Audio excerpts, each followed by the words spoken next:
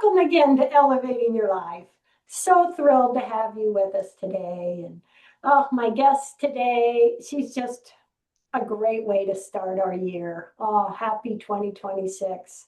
I am so excited to share with you Michele Phillips.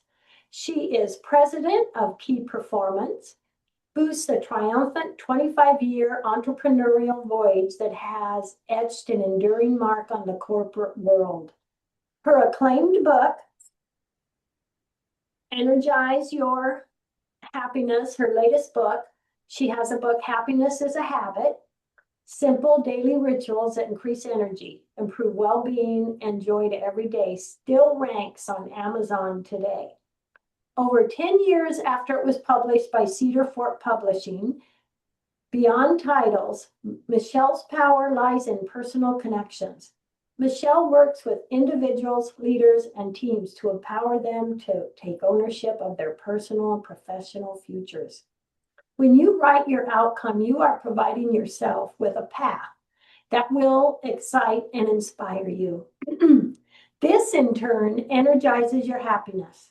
With 25 plus years of experience, Michele has guided Fortune 500 giants worldwide, including TAG, Heuer, Pfizer, Verizon, Schott, Nomura, Barclays, and the PGA, to name a few. A happiness and performance expert. I love that, to name a few. And she blends neuroscience habits, positive psychology, offering an actionable formula for success in writing the outcomes one desires. And I do love your book. I love Thank Energize you. Your Thank you. Happiness. Welcome, Michele. Oh my gosh, Paul, I'm so excited to talk to you. Oh my gosh. Well, first off, would you like to share a little more of your background and kind of what brought you to writing your fantastic books and this new book? Yeah, so the first book, just over the years of working on myself, I always say I'm a living test woman. First learning how to eat right and exercise, and then learning about emotional intelligence, and then positive psychology and spirituality, and really studying positive psychology. And happy people have happy habits. They don't have less problems per se, but what they do after something happens, perceived negative event, they just don't stay down long. So the first book was etched in what are your habits mentally, physically, spiritually, and emotionally. And the exciting piece of that is habits are the things we do without thinking. So when you start to cultivate the positive ones, your life starts going in the really fun direction, which is what prompted me to write the next book was all about energy, and the momentum of positive emotions really energizes you, and you could spend more days in good feeling emotions than in low feeling emotions, and you don't dip as low anymore. You feel these good feelings, you maybe get to satisfied, you get disappointed, you get overwhelmed, but then you pop back up again and you learn how to navigate. I know you know all this, but we'll talk deeper about Yes. it. So this book is a guide for people to soothe themselves, manage their emotions, and spend more days moving in the direction that they want. And I really believe personally, happiness habits is huge. Something really great to give us. And it makes me think I was doing one of those this morning. I have a list Yeah. of my favorite songs.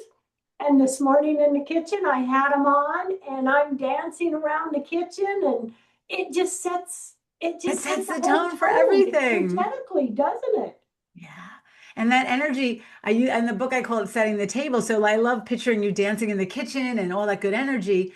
And I equate that to like it's the holidays right now. So a lot of us are entertaining in our homes. And when we are anticipating a family dinner or some friends over, we set the table, we get nice flowers, we do all these things ahead of the event so that when the event comes, we're already feeling good about it. But the same thing happens when you're dancing in the kitchen.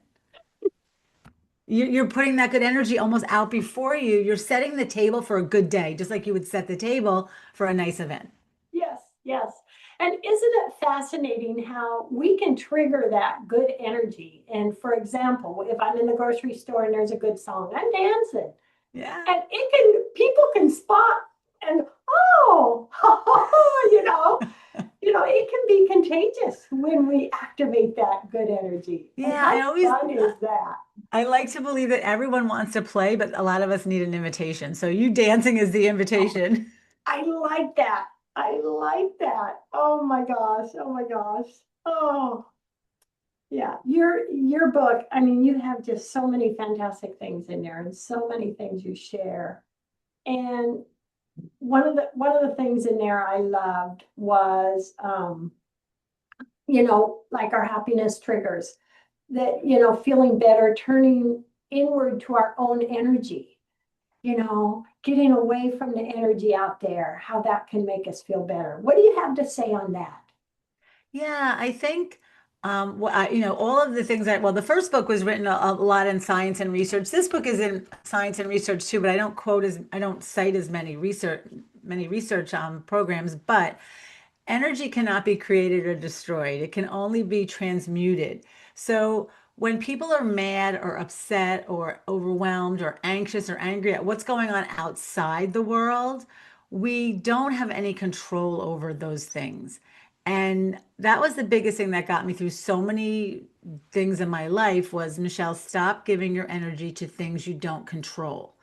And when I focus my energy on what I do control, I get to manage the energy. So if I'm anxious or I'm upset or frustrated, I have to say, Michelle, what's happening right now?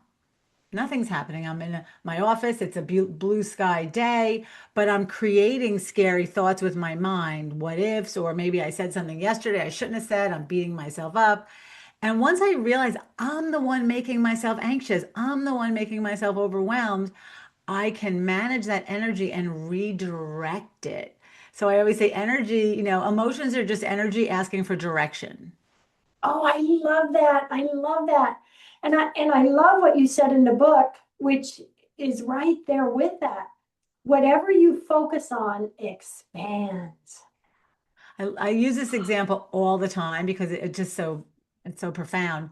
If we go outside on a sunny day, you and I, Paula, and we take a pile of leaves and a magnifying glass, we could take all that power of the sun and start a fire. Now, everybody listening to us has all this energy, but it's misplaced. We're worrying, we're complaining, we're talking about what those people are over there are doing and what we don't like and what we don't want. And we're kind of withering our energy all over the place, and it's not focused. But when we focus it on what's going right, on what's bringing us joy, on what we want, it just feels so amazing. And that's what I want to teach people. Oh, I love it. I love it. So what has it been like for you writing these amazing messages and words? And I can only imagine what you're hearing from readers, what's that like to share this beautiful message with so many? Yeah, these messages really are soul letters. They come from my heart. I saw Alicia Keys being interviewed years ago, and she said every powerful woman song she wrote, she was writing to her when she was at her lowest. These books come out of my own doubts, my own fears, my own insecurities. I've always been a very positive, energetic person, but the good side is when the energy is going in my direction. But I also have that dark side when the energy, I was angry or upset or I had a very bad temper. So learning to manage my energy has been the greatest gift of my life. So when you have something that shapes your life so profoundly, I just want to share it with people because most people live in the left side of their brain their whole life. They're trying to get stuff done and Mhm. protect themselves, get stuff done, provide, protect. And they don't spend as much time in the spiritual joy, love, creation, play. And we're whole people.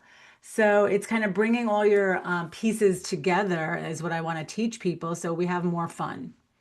And would you say, it's so easy to say, when I accomplish this, I'll be happy. When this is finished, I'll be happy. You know, that just, we put something there. And, with So for someone that really wants to step into making that change, what would you recommend, like a first step in getting out of that, the negative and The what's, negative. and coming into that positive energy? To me, the biggest thing is to start so small you can't fail. In Happiness is a Habit, I tell everybody, I want you to just eat an apple every day for the next 90 days. That is so easy. Unless you're allergic to apples, you're going to win. So you start taking an apple every day, 90 days, it becomes something you do without thinking. Then you add another small habit, 90 days, then another. In 5 years, you have 20 positive, powerful habits moving you in the direction you want. I give all my clients, I don't have, oh, here, I do have it. I keep an easy button on my desk, right? The easier we make it, then we get those early wins and we feel good. I can eat an apple. I could, write 5 things I'm grateful for. I could, read 2 pages of a book. I could do a 3-minute meditation. And then it becomes the snowball effect. The littlest thing, what people do now, we're at the end, well, we're recording this at the end of the year. It'll play in January. Everyone tries to do everything at one day, right? January 1st, we're going to stop eating chocolate, work out, be a better person. And that's not a recipe for success. But if you do one little thing and then another and another, before you know it, you were like, oh my gosh, I have amassed so many positive habits. I'm just thrilled. Oh, I love it. I love it. Oh my gosh. Um, Tell us about your write your outcome method Yeah. and what steps those are, and how we can accomplish so much with that. Yeah, so it's two-part. I studied with Jack Canfield back in the 90s, and he just taught me so much. And I realized that when I write the outcome I want before it happens, I'm the one in charge. And early in my life, and I've watched some of your videos and I've been listening to your podcast. Life doesn't always go the way we want it. And it's just because you're so happy doesn't mean you haven't had things happen that you don't want. But say you lose your job, you lose someone you love, try something and it fails. You still get to write the outcome. Even though Oh, I tried something and I failed, I tried it. Some people didn't get off the couch. Good on me for trying. yeah. So you write your outcome no matter what. And when I was writing this book, my darling dad was 83. He was failing, his health was failing. And I just had to accept, which was very hard for me at the time. I thought, I don't know if I could live without this man on the planet. And I stand before you 2 years later going, I did it because of Write Your Outcome. Because I said, some people don't have fathers. Some people didn't have a relationship with their father. I got 83 beautiful years. He is now my chief spiritual angel. He is cheering me on like never before. He's everywhere with me, and he's always now in a good mood and free from pain. So I wrote that outcome, and when he passed, I felt I call it relentless strength pouring through me. That's his word. He used to write relentless on the bathroom mirror at our house, and he was like doing something. And it's, I could be sad and happy at the same time, or I could be sad and strong at the same time. Let me say that. Maybe not Oh, happy. So writing the outcome over and over, and then when you write the outcome for things you want and they happen, you're so joyful. oh, I love it. Write the outcome, and then something happens. It's like, oh, yeah. Love it. Oh my goodness. And you've worked with Fortune 500 leaders for over 25 years. And what patterns do you see among these high achievers who are outwardly successful, but may be drained or unfulfilled inside? Yeah, I think what we all have to realize is we all have different, voices in our head. So as outwardly, confident as we all are confident in some areas and maybe not so confident in others. So even I'm looking for my magazine. I don't know where I put it. The Harvard Business Review magazine the cover article last month was "Stop like getting in the way of your own success." And it really is about the own doubts in your mind. So when you realize I've named my character, my protection character, I've named her Wanda, and all she wants Oh, to do is keep me safe and protect me, but that also keeps me stuck. So when I notice Wanda is, Michelle, don't do that. You're going to fail. People will laugh at you. Don't, da, da, da. I say, Wanda, I know you mean well, but we need to hear from Grace. Grace is my voice of love and wisdom. And then I check in with Grace, and Grace says, you got this, girl. Take a step. You're doing the best you can. So what I see with leaders in all different levels is when you have success in leadership and your whole heart isn't in it, it's empty. So if you're just checking things off the box, you're getting promotions, you're getting money, and you're not, your whole heart isn't there. So I want people to connect their head to their heart to their gut. And when leaders are able to do that, the doubts lessen and they lead from what I call alignment instead of adrenaline. High achieving leaders tend to normalize the busy craziness, but their energy is frenetic. It's not steady and calm. So that's what I want people to be able to stand in their decisions, stand in their calm. And even if they make a mistake, it's okay. We're human. It's not. So again, knowing these voices in your head, managing who's driving the ship and leading from alignment is really what I look for with my leaders. oh, I love it. I love it. And Michelle, your book, it blends science, psychology, and metaphysics. So is that something in life we want to just balance these three worlds, just kind of, have them in balance with each other? And if I so, think how do we do that? Yeah, I think for me, it's just being open. So there's some things in the book that have science-backed research behind them, and there's some things that don't. But why wait for the research to catch up is what I feel. Because science only knows what it's proven today. And tomorrow it'll prove something different, and the next day it'll prove something different. And what I love about Einstein had a great quote. I forget, it's science, religion, math, they're all just branches of the same tree. Right. So if we think of them all as branches of the same tree and we're open, I always say I live with one foot in the spiritual world and the other foot in the corporate world. And why do I have to be two different people? Mhm. Right? Why don't we bring those two together? Like I love how you end your show, with love and hugs. And I say love at the workplace. When I give corporate seminars, I always use the word love. Why should we leave that in the parking lot? Why Love shouldn't we it. bring our whole heart to work every single day? The Yeah. other saying I love is people say they dread Mondays because they leave their heart in the car. They don't bring their full self in.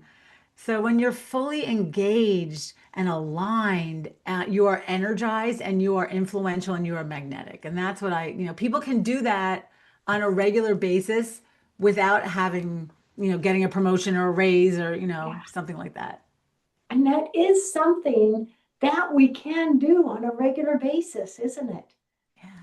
There's a gym on every corner. There should be a coaching or a therapist or a mind gym on every corner because, mental fitness, where are we focusing our thoughts? It's impossible. And I know you know all this, but we'll just keep talking. It's impossible to stay in a bad mood when you're talking and focusing on all the good in your life. But Mm. the opposite is also true. If all you do is focus on what's going wrong and what you don't want, you can spiral within less than 10 minutes and feel miserable. So it's again, it's every day working out, right? I was listening to my music before, a beautiful song someone sent me last week, and it's just everything is working out for me. It's this beautiful, lovely tune, and I just listened to it before I came on the show with you, and knowing that everything is working out, that's where I want to focus, and that's where I want to teach other people that they could focus too, which is your I whole purpose love, of being. love it. A fun example you shared in the book was talking about sleep. Yeah. How if we're not sleeping and we focus on I can't sleep or we're going to sleep less. Talk about that a little bit, please. I thought Oh my that was gosh, really Paula, how many people have you said, how many people do you talk to? They go, I can't sleep. I can't sleep. I'm never a good Mhm. sleeper. I was like, oh my God, you are perpetuating the one thing you don't want. So, your words are, once your word hits the air, the universe is on it. So it's really paying attention to how you speak. And maybe you can't just say I'm having a great night's sleep after not sleeping or after saying that you can't sleep for the last 10 years. You can't just turn it on a dime, but you can say, I'm learning to relax. I'm learning to shut down my mind. I'm learning to get another extra 5 minutes of sleep. I'm getting a little bit better. Wow, last night I felt a little better. So it's not about, I think a lot of people, we want to jump from what we don't want to what we do want. And what I want to teach people is to take really little steps up the ladder and celebrate those little steps because before you know it, you will be sleeping well. Yeah. And those little steps is our route to getting there, isn't it? And we want the big, believe me, I'm all for the epiphany. I'm all for the big wins and the trophies. But even with the emotions, I teach people when you're feeling really low, and if you think of energy, my second book is Energize Your Happiness. Someone who's depressed has no energy. Their energy is so low they can't even get out of bed and get dressed. And if you think of someone at the top of the emotional ladder, joyful, jubilant, full of love, like you dancing in the kitchen, right? That's light energy. That's so fun. And what happens is when you want to jump from one to the other, you can't do it. So we unfortunately tend to drink, drug, shop, internet. Like we do some of these addictive behaviors because we're looking for the quick dopamine hit. But what I teach people is, can you just go one little rung up the ladder? What's one thought that'll make you feel a little bit better? So I use the example in my book. If I'm jealous because my neighbor got a boat, or I went on social media and someone just, got an award, and I go, oh, why them and not me? So I identify the emotion, jealousy, and do I really want to be jealous of this person? No. What's a better thought? I'm a little mad at myself because I'm jealous of them. I'm just a little disappointed that maybe they did something I should have done. You know what? I am doing okay. I do a lot. I put a lot of good energy in the world. Comparison is the thief of joy. So why am I even wasting my energy, right? That's my focus. Ah, And you start to talk yourself literally like in the book, I talk about the ladder up technique. You're like walking up a ladder one rung at a time. And you might not jump from frustrated or jealous to joyful, but you might get to everything's okay. I feel content. And if you can get to contentment, you can get to hope. And if you can yeah, get to hope, you can get to optimism. So it's taking the small steps and giving yourself credit. Even when I'm in my worst moods, sometimes I think, you know what, I can't get out of this bad mood, but I know it's temporary. yeah. And it makes me think like one little thing we can do and say, that was nice of me to do that. Like, for example, at the grocery store, you're in the parking lot and someone's put their groceries in the car and you say, I can take that cart back in for you. One little act of kindness like that can be Yeah, and one of those rungs, can't it? that takes effort sometimes because we're so busy. Everyone's got their earbuds in and nobody's talking. I shouldn't say nobody, a lot of people. But it's really pushing yourself a little bit out into the world because to me, that's where all the fun is. Yeah, When I say hello, when I smile at strangers, 9 times out of yeah, 10, they smile back because yes, they want to be happy too. They yes. might think I'm crazy. I don't care. And then the Uber driver's in a good mood. And then, things just start clicking. And that's the energy and the momentum I want to teach people they can have by doing something so simple, like you said, helping someone with their grocery cart. And it is amazing how that smile or that act of kindness, what that can do for others. It's a beautiful thing. Gosh, we have about 3 minutes left, Michele. Will you please share your website and any other information you'd like to share? And that last message you want to leave us with today? Okay. My website, the best, easiest place to go is energizeyourhappiness.com, which will bring you to my book page, but then you have the whole website there. I just started a brand new Instagram, so I'm looking for followers. So it's at Energize with Michele, and Michele has one L in it. And what do I want to leave listeners with? Each and every one of us was born here to manifest. Each and every one of us was here to be happy, to create our dreams, to have our dreams manifest, and to know that we had a part in it. It's not wishing and hoping. It's, lining up with the energy of the that creates worlds and creating it for ourselves. And I am no special. I'm no different than anybody listening. Every single one of us has this power to connect with this beautiful energy that's all around us every single day. Yeah. And that reminds me, in your book, you mentioned universal energy. Tell us about that quickly before we go. That has to do with that, doesn't it? Yeah, well, because energy comes from, eating right and working out and getting a good night's sleep, but it comes from our thoughts. It comes from, you could walk into a room and you go, oh, I could cut the tension with a knife. We are all emoting. And it's when you're emoting positive energy, people that are also emoting positive energy are going to be attracted to that. And you literally repel the people that aren't, they don't want to be in that happy space because they're in another energy space. So it is like magnets. So to me, I want people to know that your thoughts, let me start with this, your beliefs, your thoughts, and your emotions are energy that are manifesting in your actions. And what I love is that you have control over each of those things. Yes. Yes. And that is so amazing how that can happen. And it's a beautiful thing that we have that and what we focus on. And, I just want to celebrate with everyone how wonderful it is, and with you, Michele, that we can direct that where we put our focus, where we put our energy, up here or down here. We have that choice. And we have that choice to share it and make a difference in those around us.